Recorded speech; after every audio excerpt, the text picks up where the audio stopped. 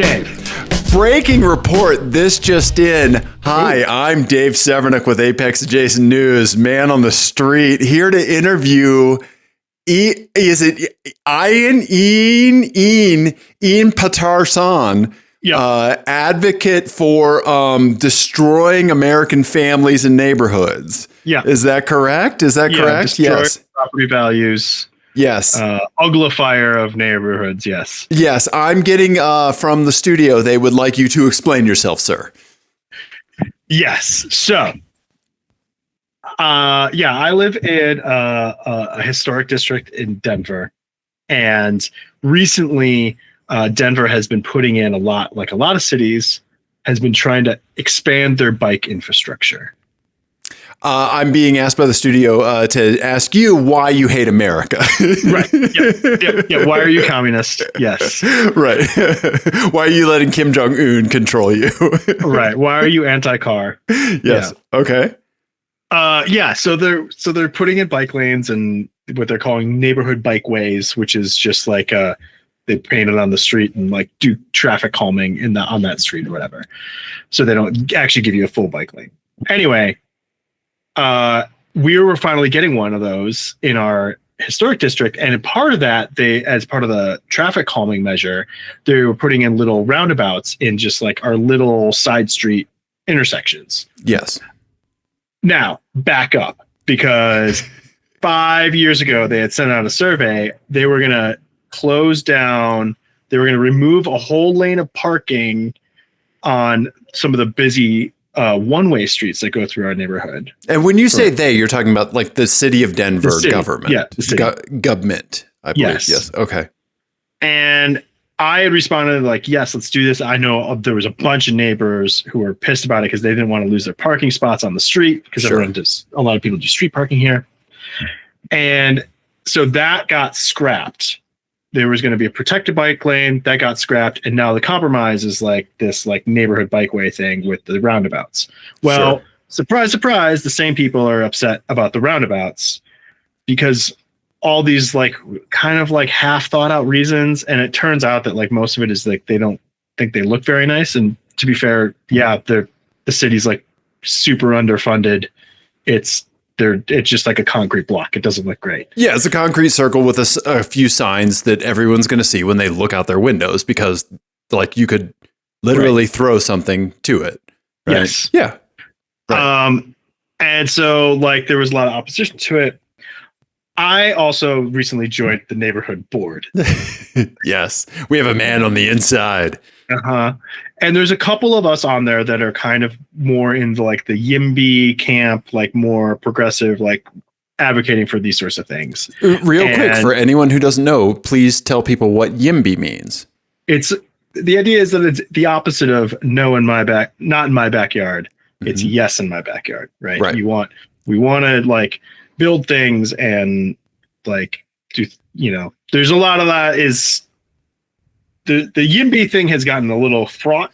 Of course. In the last couple of months, especially with all the like abundance nonsense and those idiots. But like the core of it is like, basically we're not going to just not build things because they're, not the way we've been doing it. Like we need to actually like build housing. We need to build transportation. We need to do these things. Yeah. Typically a stalling point was and like a happy medium that people would land on would be like, well, I'm in favor of it, but not in my backyard. Right. Like not here. Right. So like, exactly. But no, I'm totally in favor. I'm voting for that measure. Right. I want affordable housing. I just don't want it next door to me. Right. Exactly. Right. That sort of thing. Which is the same thing as basically voting it down. Right. Exactly. Yeah. Yes. Because it has to go somewhere. It's just going to play out over and over and over again around every neighborhood. Right. Right. Yeah. So YIMBY, like taking this approach that like, yeah, you'd like to see the change directly in front of you in the area that directly impacts you. You are for this change. Exactly. And so I was surprised that there was opposition to it. But it turns out it was like some of the older people on the board that I'm also on, were against it. And I think because of the aesthetic, was the main thing. But they had contacted local media. Mm-hmm. And there's another guy on the board who's younger than me, and he's very much like the engine of that board. Like he does everything. Oh, okay. kind of caught wind of it, and I had spoken about it a little bit at one of the previous meetings we had, and he asked if he contacted the same reporter that the people opposing it contacted, and asked if like we could like share our side of it. Right. And yeah, because they were obviously going to present an argument against these roundabouts, right? Right. And so she agreed that would be a good idea. And so she interviewed a representative from DOTI, which is the in Denver, the infrastructure and transportation organization that for the city. And so they're the ones that kind of like design the roundabouts and sort of like worked with the fire department to make sure the trucks could get around them and all that sort of stuff. And then the lady who was in opposition, and then I got nominated to present the pro side because I had the concerned parent angle. Right. And not only did you get nominated, but as you texted me earlier today, your boy was on TV. I was on television directly following the Broncos game last night. And I actually had some people I had one guy that I used to work with respond to an email I sent him in 2017 to say like, what? Why are you on the news? Literally 8 years ago. Yeah. Uh-huh. Yeah. Okay. All right. So yeah, it was cool. And I mean, I talked to her for like a half hour and they used like 10 seconds, like literally 10 seconds. That's how that happens. Yeah. And they used only like one of the arguments I had. Sure. But the article had a little bit more. But yeah, I don't know. I don't know. I'm trying, man.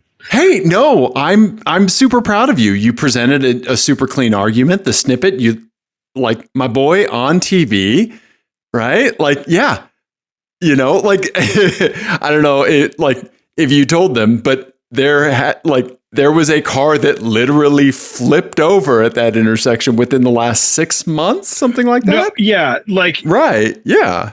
There's a whole bunch of stuff happens in our neighborhood because we're bordered by like really busy streets. Right. And those busy streets get congested and then people race through our neighborhood to try to like get around the traffic. Yes. And they're really tight little narrow streets with tons of bike and pedestrian traffic. So it's not like, it's not like we have this wide thoroughfare that goes through that with stoplights or like controlled crossing, like the term you used earlier, super appropriate, traffic calming, because it is absolutely just, I mean, there are no measures that would slow a car down or prevent somebody from running a stop sign. Yeah, totally. So it's definitely good in these like older, more, neighborhoods with like the narrower streets to kind of come up with creative ways to like slow cars down and also like prevent, like we have those busy one ways that I was referring to earlier, and like people ride their bikes on those. And I think it's fucking crazy. Yeah. As someone who used to ride downtown a lot, like I would see somebody riding on like 17th and I'm like, there's literally a bike lane on a less busy street, 1 block south of you, dude. Right. One block. And right now, so the way it is now, like there are no north-south bike lanes in and out of our neighborhood. Yes. Yeah. There are none. The logistics of how to traverse that area on bike has always been an issue. East-west traffic has always been easy. Yes. Yeah. Yeah. But getting between like going north and south, and that's a common thing on the bike because there's so much good stuff like up in Cap Hill, right? And all of our neighborhood schools that the kids are like assigned to are north of us, and we can't get to them, right?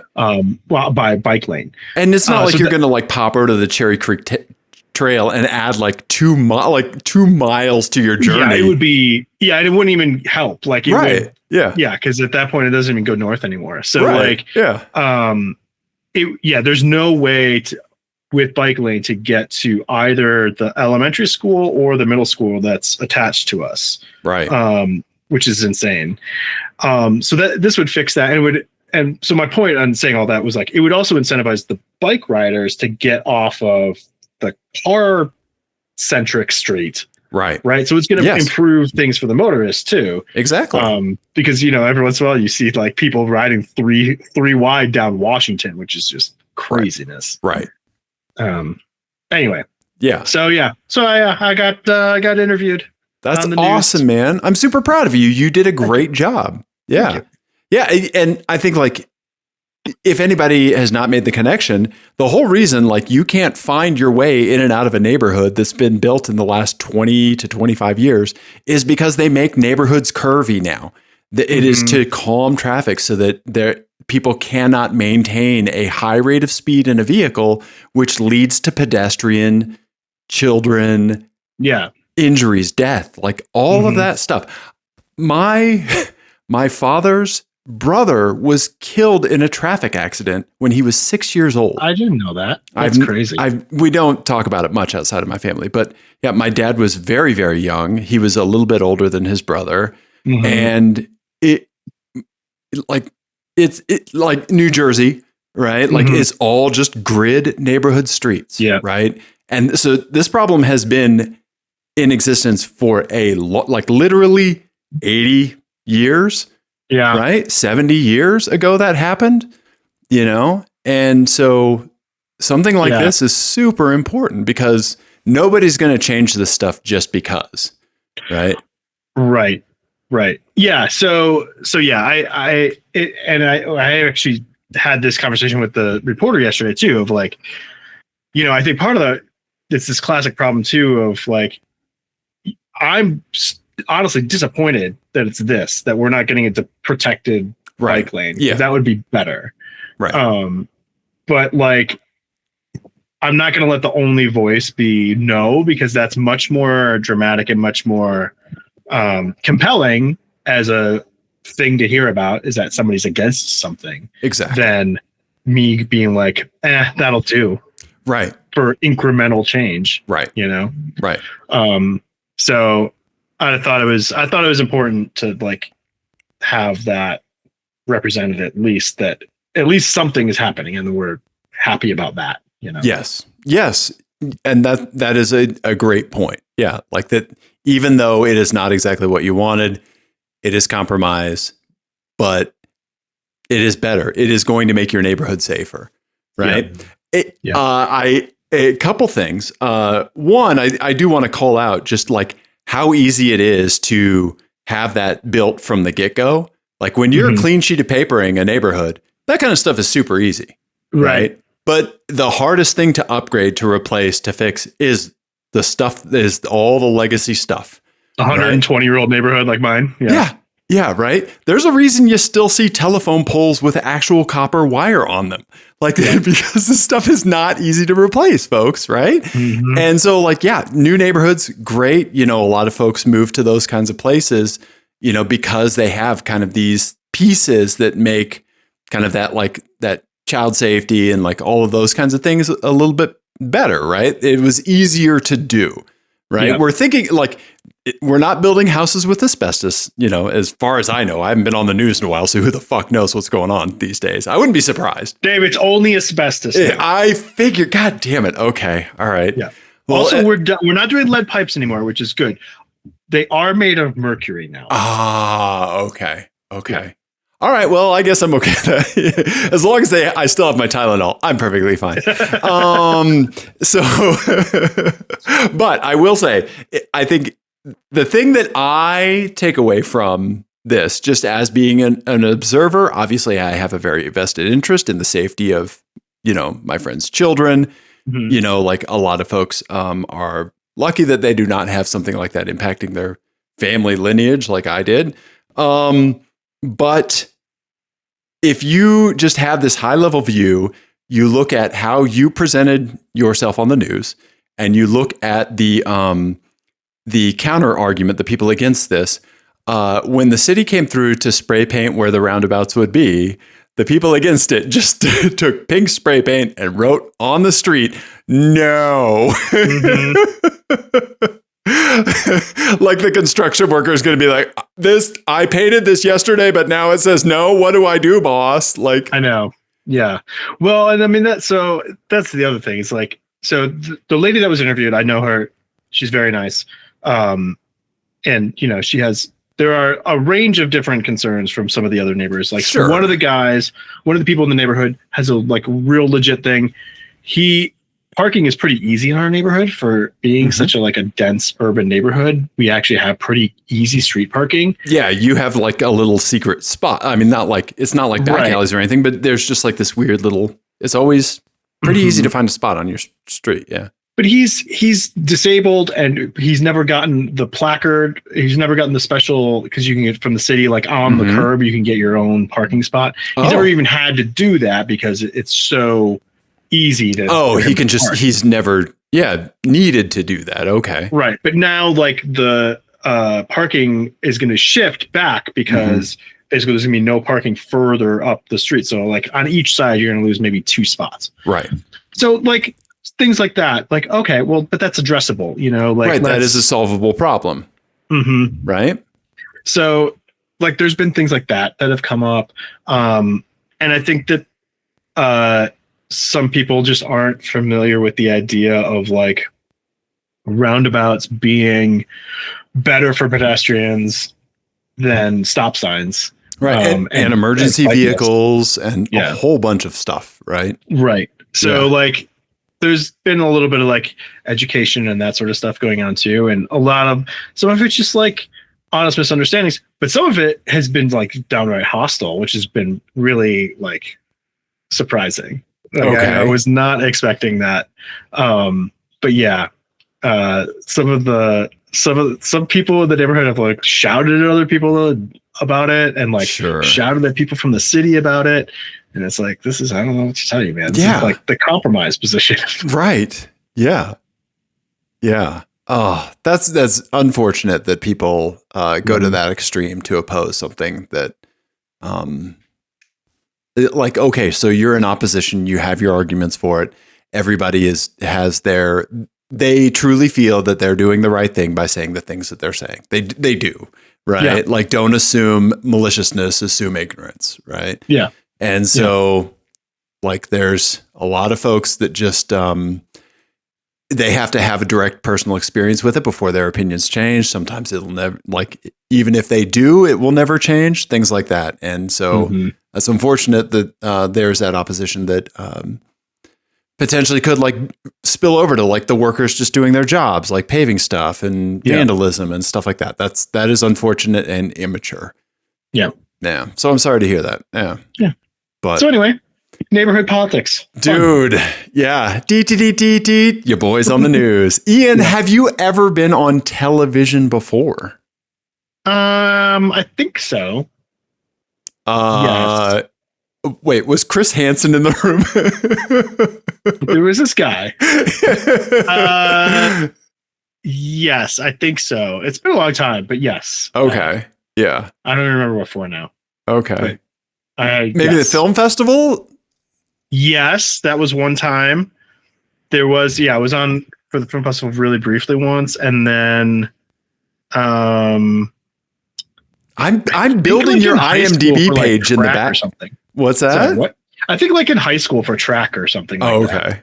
Okay. I'm building your IMDb page right now, Ian. Oh, okay, good. Yeah. I think I was on TV maybe twice for the USA Pro Cycling Tour, like, as like crazed fan dancing in a Hulk costume.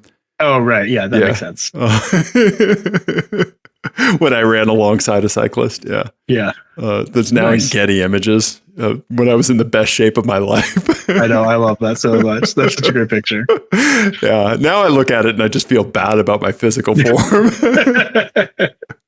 Here's the thing about riding 120 miles on a bicycle in one day. I like being in the shape that it takes to do that, but fuck, it's boring.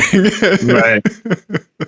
Yeah. I can only imagine. I've never done that long. That sounds terrible. Yeah. You find your limit for hobbies, right? Uh-huh. You're right. And mine was like about half that time. Nice. A third. Yeah. So anyway, but yeah. So, okay. So Ian getting press. Yeah. Yes. I should have like just walked behind you in an Apex adjacent t-shirt. Like, yeah, that's another thing. Have you told them that you have an influential automotive podcast at the town hall meetings at the city, at your neighborhood association meetings? I've been trying to keep my car creds like in my back pocket a little bit Right. to be like, if I get accused of being anti-car, right? I just want to be like, well, the reason I wasn't at the neighborhood pancake breakfast this year was because I was at a race. Right. Exactly. You know, like, yeah. I have a car podcast. You know, like I think, and actually, honestly, they're putting in speed bumps, but they're putting in those narrow ones. Okay. You know which ones I'm talking about? Where they're like the split speed tables, where there's like the valley in the middle. No. So that way the fire trucks can just like go over top of them. Oh no. Huh. Those are a real problem. I was going to say, those have to be a nightmare for you. Okay. Yeah. So I'm going to have to like really figure out how I'm going to navigate around those streets in my car. And you're still advocating for this. I'm still advocating for it. Yeah. Yeah.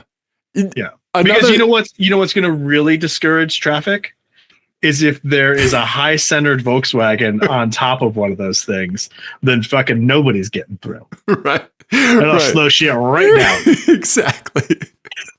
I'm just going to follow the chips of clear coat around and then see when it goes from clear coat to clear coat mixed with oil from your oil bench. Right.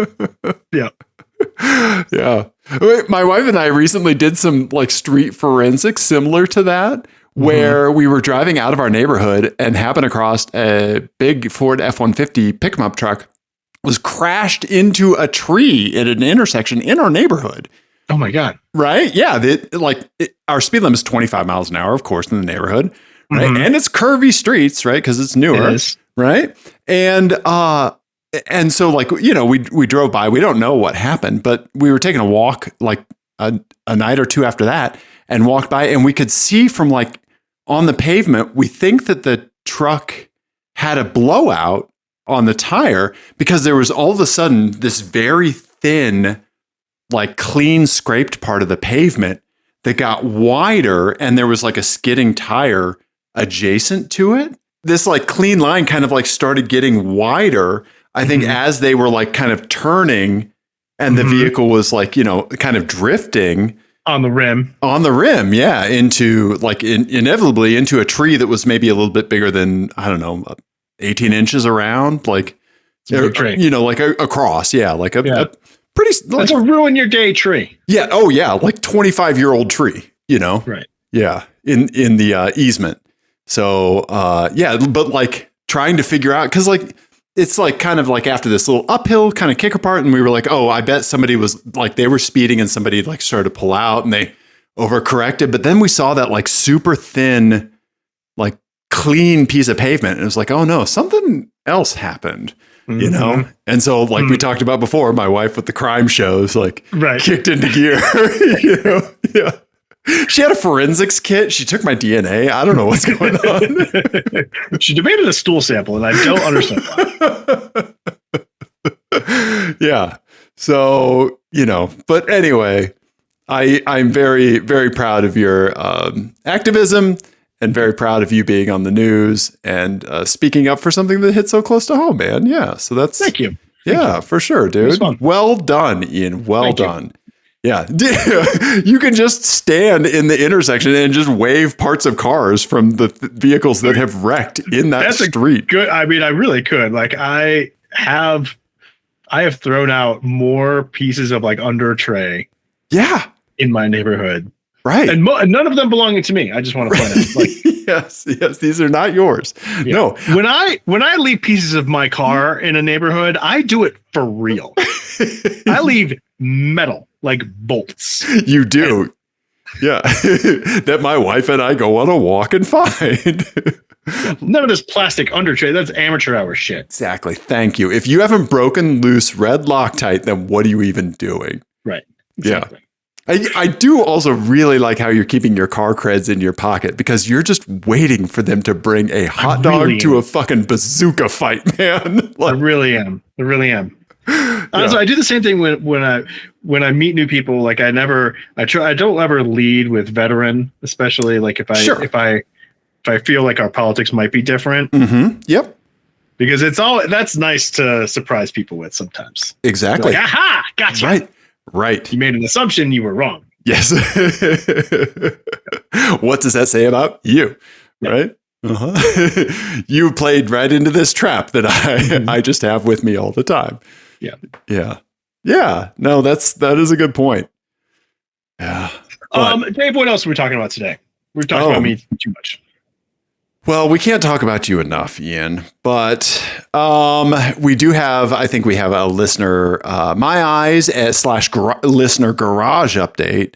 I did a little bit of karting, and we got your buddy's BMW that we want to talk about, and then you have an album of the week. So you pick from the poo-poo platter. I want to hear about you karting. Oh, yeah. So I took my son-in-law karting at the Centennial Outdoor Track. We did 2 heats.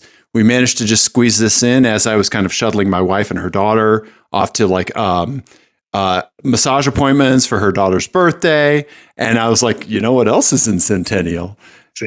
Outdoor kart track, right? That's thinking.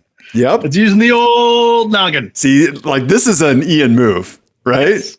Yeah, the spidey sense of like, oh, this is adjacent to a kart track. I can make this happen. Have I rescheduled work meetings to accommodate the opening hours of nearby go-kart tracks? Not that I would admit to my boss, but yes, I have. Exactly. Yes. And so, like when you do stuff like that, you don't want to be like the dad at the carnival that's like playing the games to like in bad faith to like win the prize for the kid, right? But that's obviously having fun playing the games, but like if something lines up where I could legitimately squeeze a couple kart sessions in and not disrupt anything, right? Yeah, let's do it, right? Yeah. So took my son-in-law karting for like his first real karting experience. He jumped up 9 seconds from his first heat to his second. That's a big jump. Right? Yep. The glory days of big jumps, right? Yeah, I miss them. We do. But yeah, he had a great time. We're going to do it some more. And yeah, my wife's younger daughter would love to join in as well because she talked about like wanting to figure out something to do as far as autocross goes and stuff like that. So I have a feeling she will be a menace behind the wheel. Yes. I love it. Because I like we see those people that are like, that are good at driving, but then we see those people that are like, oh no, they're doing well just because they're scaring everyone else. Yeah. I have a feeling that might be her. Yeah. Just all aggression. Yeah. Yeah. But like it might just be normal for them, So yeah. So I'm excited to see how that kind of develops within the family. So nice. Yeah. Yeah. But it was a good time. I love that you're pushing this onto unsuspecting members of your family. I noticed you haven't invited anyone to come see hour 6 of a Lemons race where we're all like on our backs in the rain trying to figure out what the fuck is going on with the clutch. Oh, they're all well aware of Lemons disasters and they have firmly said, we do not want to be part of that. Yep. Fair enough.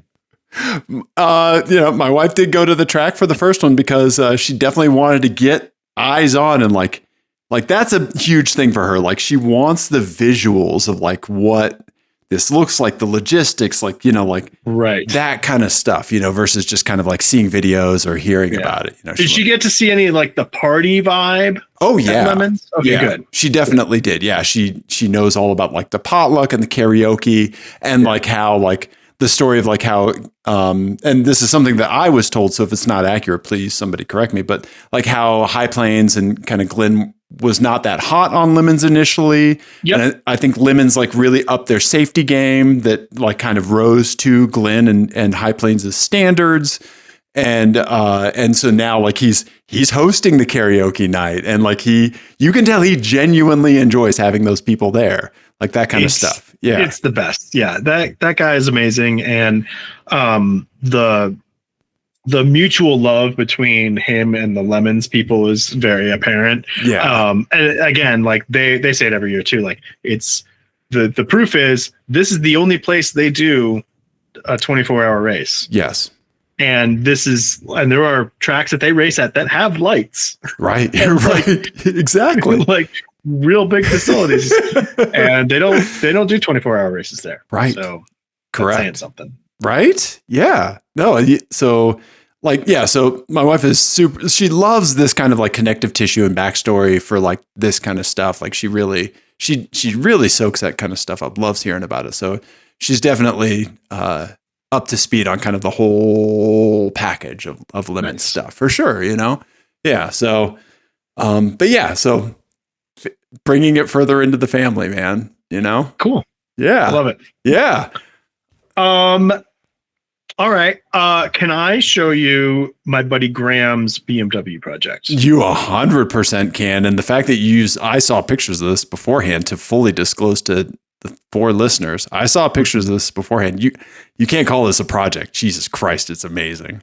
It's really cool. Yeah. So, my friend Graham, I know him through like a work thing that I do.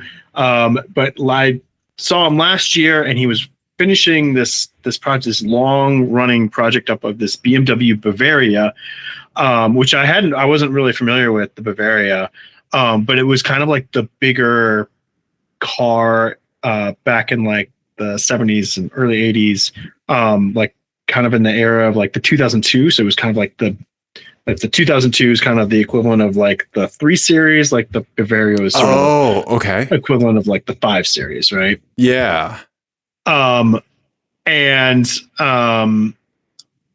think if you go with BMW New 6, I think that's the other one that it was called. Yeah, the third one right down there. There we go. Yeah, the E3 Okay. Yeah. Gotcha. Thank you. Mm-hmm. So he had been working on this car for like, I think he's had it for like 20 years and it's been in various states of project harness and driving and like not driving and all this other stuff. But he finished it recently and took it out for a photo shoot and it is amazing looking. I love what he's done with it. I love the rally lights. I need to look up, I complimented him on the rally lights and he said they are functionally useless, but look cool. And my response was, as all the best things are. Yes, exactly. Exactly. Right. Yeah, it looks fantastic. I love the dark grille. I love the rally lights. Yes. The interior looks amazing. Wow. This thing is clean and straight, man. Yeah, it's beautiful. Oh, wow. Okay, I'm going to go back to the index here so we can hop to some interior shots. Holy crap, look at that. Mm-hmm. That's amazing. It looks beautiful. Like the perforated leather seats. Yeah. I mean, besides like the stretch of the leather from a well-driven like car, it looks like it rolled off the factory line. It looks amazing. Yeah. That is amazing. Holy cow, and Graham. I do really like this era of interior from BMW. Like, I think they look really cool. That's gorgeous. Yeah. Oh, that's wow. Really cool. Yeah. Oh, look, is that the shift pattern it's up the shift on the pattern dashboard? On the dashboard, yeah. They put that on the dashboard. That's kind of cool, right? Wow. I want to zoom in on that and see. Zoomies and enhances. Yeah, I don't know if I can. Yeah, oh, wow. Okay, this is cool. So you see like some splits on the dashboard. So like more patina than I initially thought. The surround where the keys rub near the ignition cylinder. I love that. Okay, this is the analog clock on the passenger side. Yeah, it's like it's well worn. It's been used, but it's drivable. It's like a driver, but it's like a really nice driver. Yeah, which is I think what you want. Absolutely, tape deck. Yes. Super cool. Oh, that's fantastic. So yeah, Graham, thank you for sharing that with me. It's awesome. Wow. Yeah, I really love this beautiful car. And I remember you mentioning the Bavaria, but I was never hip to that. But like it has like some old like 2002, some old 6 Series kind of lineage, like lines. You can see where like those like later 6 Series and stuff like got their look.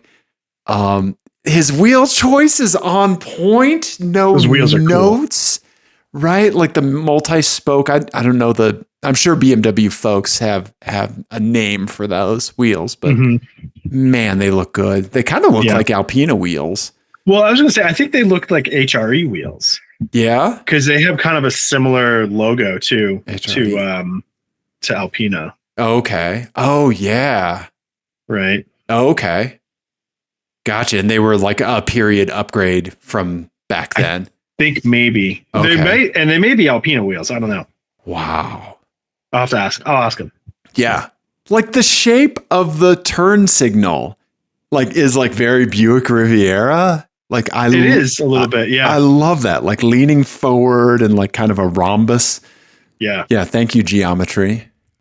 It's a very cool car. Oh, it is. Yeah. Graham, amazing work. Yeah. If he'd be up for coming on to talk about it, I would love to talk to him about it. I bet he would be. I'll ask him. That would be amazing. Yes. Okay. Yeah.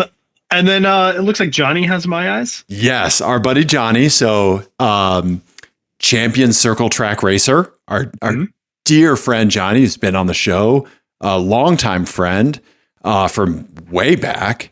So Johnny races circle track in Wisconsin and is an incredible driver. And as race cars things happen, he recently, unfortunately, had a bend in his primary car. Somebody kind of overshot a turn, and he was kind of pushed into the wall. And so his primary car is messed up. And let me see if I have a picture of that or which one this one is. Oh, no, I don't want to upload to Graham's website. So it's a random circle track car. Yeah. So here's Johnny's circle track car. Yeah. Unfortunately. And here's how Johnny fixed the problem by buying a second circle track car. Yeah. This is what happens. Right? He said when plan A is not working, then there's plan B. Yes. So amazing. Another Acura RSX, obviously ready to, like caged and everything already. But dude, so awesome. Right? Oh, yeah. Yeah. And the circle track stuff is so fascinating because they don't know which direction they're going to run when they show up for the race. Like, so they can't prep like wider tires on one side. Like, yeah, remember that from when we had them on the show? Yeah, they do like the mess with geometries and stuff like that. Yeah, right. So yeah, you have to be ready to run either way, which I think is fascinating. Yeah, right. So yeah, Johnny, good luck. Please keep us posted. Right. Yes. Yeah. Godspeed, circle track king. Mm-hmm. Right. Dave, I think we should wrap it up. Yes. Yes, we should. Wrap it up real quick. Like a true car show. Yet again. True car show. Yeah. Yes. Traffic, infrastructure, car show. Okay. Right. Give me an album of the week, homie. Well, first of all, did you enjoy Lindstrom? Did you get a chance to listen to it? I have not had a chance to listen to it, but it is saved in my Apple Music for sure. Okay. Yes. This next one, we're going to go a modern jazz music. This is an album from 2023. Okay. It's a band called Get the Blessing. Oh, I've never heard of them. It features the guitarist from Portishead. Oh, okay. And so this is his jazz group that he plays with now. Okay.